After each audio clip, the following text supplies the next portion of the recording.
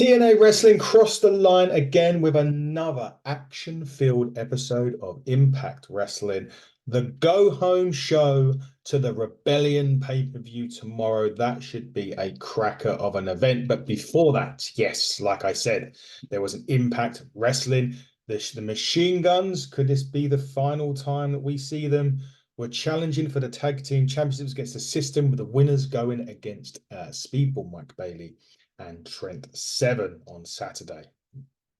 But Impact Wrestling started off after showing you some highlights of last week as well, especially the Hammerstone Josh Alexander brawl.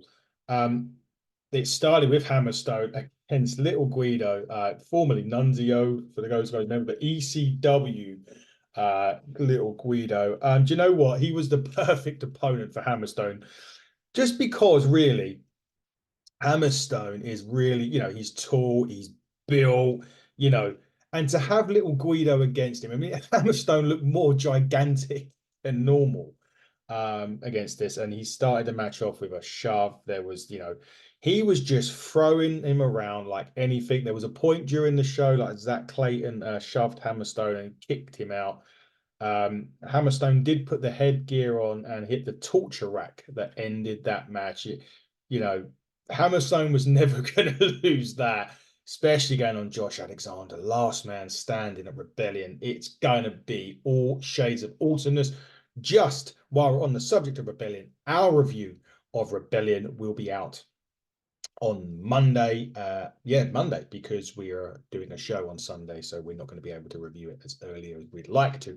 But Monday, you'll have the Rebellion show out for you guys to hear my dulcet tones and to let you know how I feel about Rebellion. The next bit, Ash by Elegance, the concierge told us that she will be at ringside at Rebellion for the women's title match, and she wants to face the winner. Though Zaya Brookside comes out and hopped into the frame, basically said they've got a match next week, and ultimately that could be a #1 contenders match. Ash by Elegance did beat Zaya a couple of weeks ago, albeit slightly controversially, to go 4-0. It could be 5.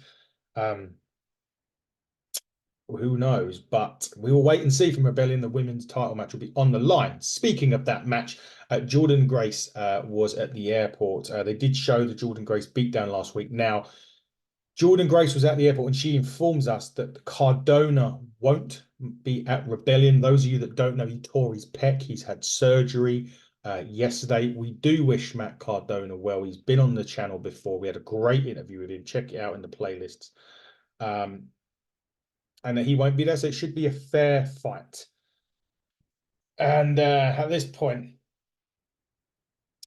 LSG struts out looking like a star in his match with Joe Hendry. He doesn't even get announced before, which is actually smart because he gave off like this smug aura, which, it's a lot better than nothing, especially when it's an enhancement match, that was really interesting. Joe Hendry won, got the "We Believe" chant. He cut a promo on AJ Francis and Rich Swann, flying high with what he buys at the top dollar store. Yeah, you know where that is. But yeah, he did defeat LSG. Again, this was just a really good tee-up match for Joe Hendry. He's obviously got Rich Swann coming up at Rebellion, which will be a really good match. He did win this quite, convincingly, as you would have expected to. Time Machine issues have dated back to No Surrender. They are recapped actually, because we're setting up the Motor City Machine Guns match tonight with the System for the tag team titles. And Ali is out, and he feels like the biggest, Ali feels like, the biggest act in terms of the presentation of him that TNA have.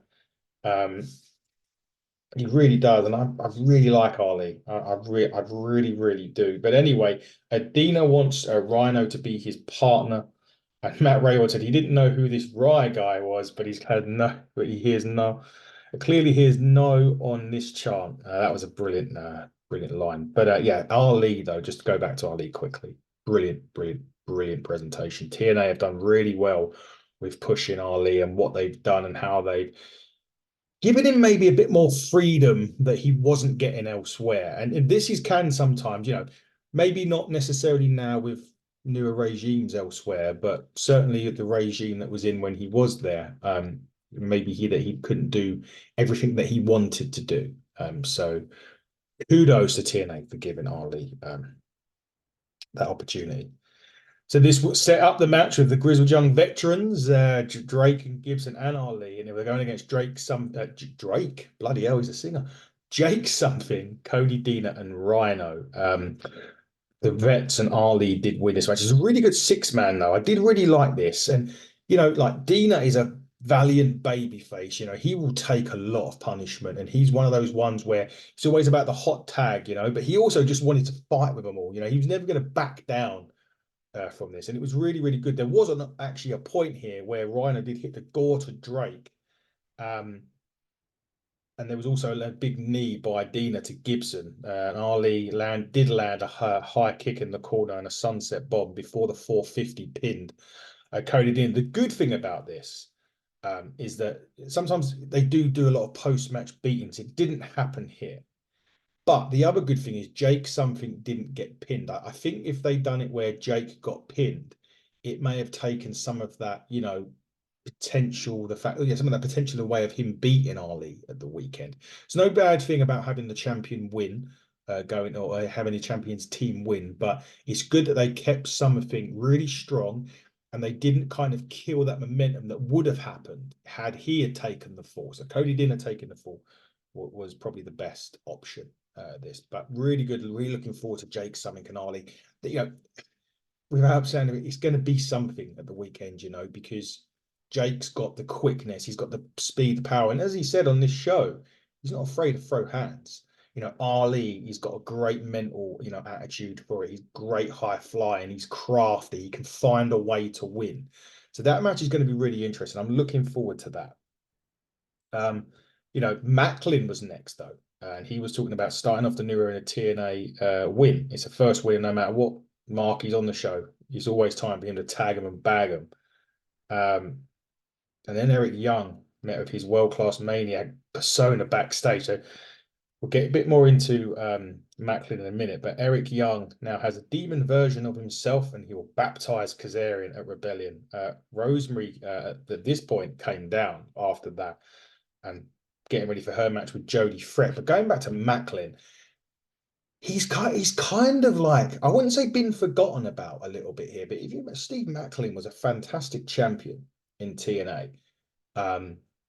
He carried the company for a good long while, and right now he's kind of going under the radar, and I think that makes Maclin very, very dangerous. The fact that TNA have, keeping him down here for a minute. They've got other things going on with Nemeth and all of that, but Maclin could be one that we're talking in 2, 3, 4 months' time that he's back in that world championship. I think Maclin is a brilliant, brilliant wrestler. I believe he's got a tour coming over here, or he's coming over here at some point. Maybe I'm wrong with that. Or he did come over recently. Exceptional talent, and I wouldn't sleep on Maclin because he'll be up there very, very soon. Now, we've mentioned the aforementioned Rosemary was in a match with Jody Fret. Again, at the weekend, it's going to be, Jody Fret and Danny Luna against the Decay, Spitfire against the Decay. So this was a match that pits one of each member of the team. Rosemary picks up the win in a really competitive women's match. And what I like about this is, once again, now, one of the champions has lost. And I said earlier on that, the challenger shouldn't take the pinfall. The champion should be strong in there, but the challenger shouldn't take the fall. In this instance, the champion was still booked strong. Rosemary beat her, which then leads more into the Prax Decay are going to win again at the weekend and not retain, but recapture the tag team championship. They've done a great job of that. The match was really competitive, so it wasn't like an enhancement or a glorified squash match. It was competitive. It gave the audience an opportunity to actually say, yeah, do you know what? We could have new tag team champions at the weekend. As again, what TNA do really well is that, and they do that quite a bit. And I'm really all for that, because I would much rather TNA make it, even if they don't change hands, at least they kept you captivated enough to say, I need to see this match now because, the champion lost, or I need to see the match, but because Ali won, but something didn't get pinned and he looked good. So great job on that. But yeah, Rosemary did end up winning it for, I think, a spear from actually Rosemary ended it. Gresham and his therapy sessions. Do you know what? He feels like he's unheard, and that's why he wears a mask. Like life is a costume party, and he's been vulnerable, but it will end soon. So it's interesting because Gresham looks like he's coming back. So he's like he's got an alter ego again, and he's coming back. And I'm really looking forward to having Gresham back in TNA wrestling. He is, we were talking about Macklin, about don't sleep on Macklin, and you've got Josh Alexander and Hammerstone. You put Gresham in there as well. It's gonna be fantastic when he gets back. I can't wait for him to get back. Gresham and Ali, maybe, for example. What a match that potentially is. And I think people forget the roster at TNA has got so much greatness in there.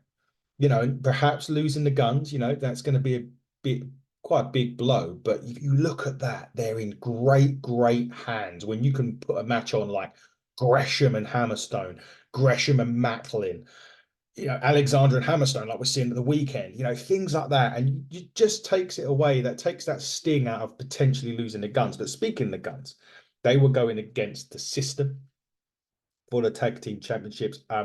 The system did pick up a win. It probably wasn't as much of a surprise as it could have been because, the rumors had already come out with the fact that the guns are going or potentially going. We don't know that for sure yet, but there has been a teaser, so to speak, of somewhere else where they maybe end up, and we'll see. But this, look, I don't even need to tell you how good this tag match was. It was the Machine Guns, it was the System, Eddie Edwards and Myers. Myers is a great tag team wrestler. Eddie Edwards has been a tag team wrestler for ages.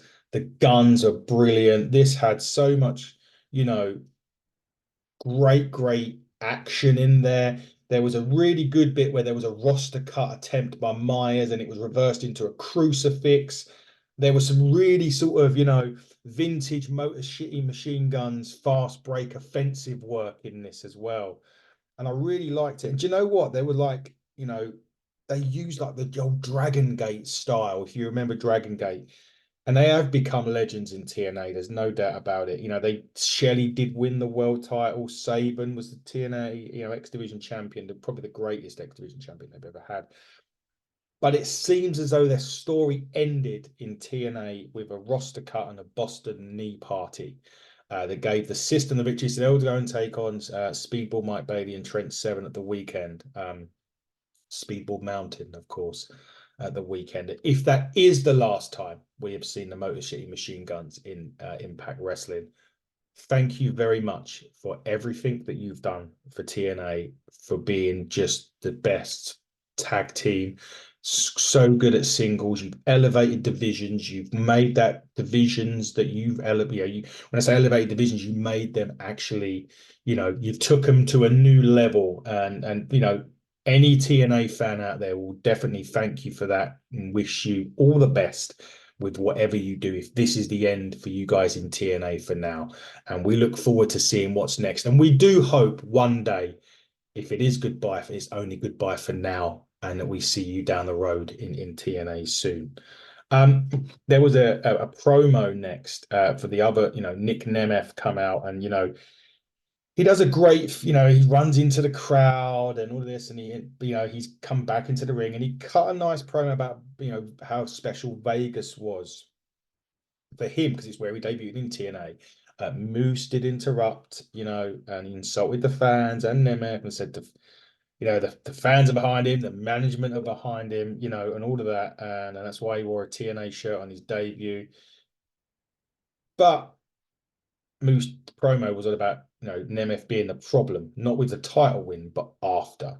When he's given the ball, he only runs a few yards and he fumbles it. And that was hinting at, you know, Nemeth's previous reigns as heavyweight champion, where,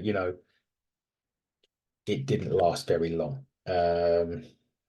So kind of a little dig there, but nevertheless, Nemeth tells Moose that he's not facing Dolph Ziggler, the big fumbler. He's facing Nick Nemeth and the future of TNA. So very, very interesting. They didn't necessarily come to blows, which is very, very good. I like that because you see it all the time in these sort of contract signings or a face-off before the end. You see this big brawl that ensues, but he didn't do that. There was a nice ending for that where, Moose was shown a champion.